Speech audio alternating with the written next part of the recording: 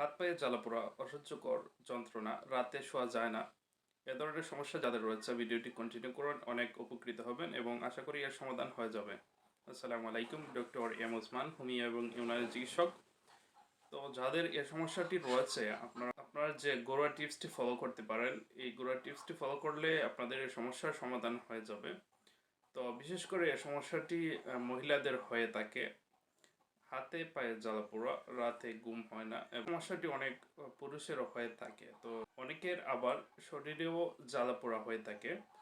তো এই সমস্যাটি যাদের হয়, এক গ্লাস গরম পানি নিতে হবে রাতে, এবং সেটাতে 5 থেকে 6টি আমলকি এবং 1 চামচ আস্ত ধনিয়া এবং 1 চামচ মোহরি দিয়ে সেটাকে রাতে ভিজিয়ে রাখবেন, এবং সেটা সকালে ঘুম থেকে উঠে শুধু পানিটি খেয়ে নেবেন।